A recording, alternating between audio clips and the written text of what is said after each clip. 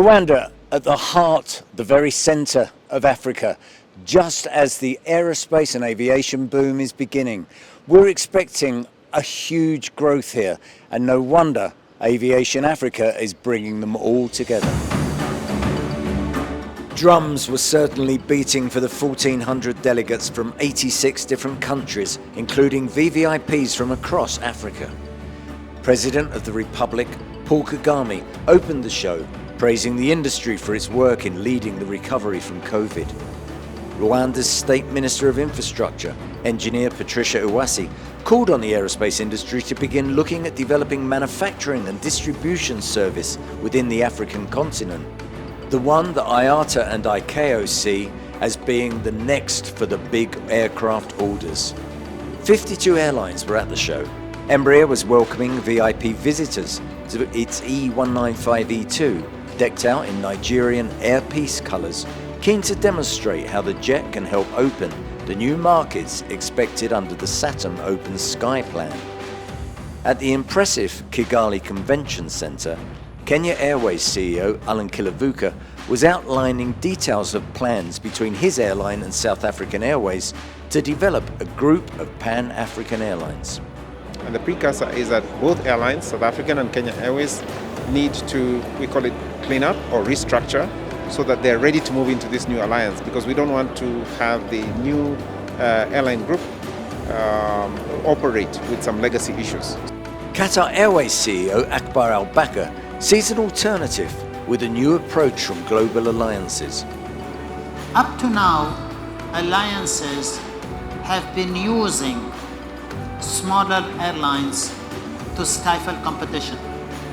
And me, as the chairman of One World, I want to create an alliance that is win-win for every single member of the alliance. There was plenty to talk about as the African market got together for the first time in 2 years. And there was action too, with agreements being signed between Han Air and Kenyan LCC Jambojet, Flight Safety Foundation with AFRA, and Boeing with Aviassist. Issues like high oil prices, supply chain delays, airport charges and sustainability weaved through the agenda. But it was skills shortage and the need to inspire young people to the workforce of the future that won the most focus. The new Secretary General of the African Union Civil Aviation Agency, AFCAC, Adifunki Adeyemi, was clear that events like Aviation Africa open the way to inspiration. And an event of this nature, especially as publicized as it is to not just the aviation community, but to the young people, to the people of Africa who really need to hear it, who need to understand what the importance of aviation is to them, for them, and to help them to dream and to start to see a different future. And when it comes to diversity, Rwanda is famous globally for having its majority of women in key government positions, a trend that doesn't stop at aviation. Yvonne Makolo is CEO of the national carrier Rwanda and will make history next year when she becomes the first woman to be chair of the IATA Board of Governors and the first African as well. I think it's great. It's great that I'm in this position now, but at the same time it's also very disappointing that in 80 years of IATA's existence that this is the first time a woman would be chairing the board or an African would be chairing the board.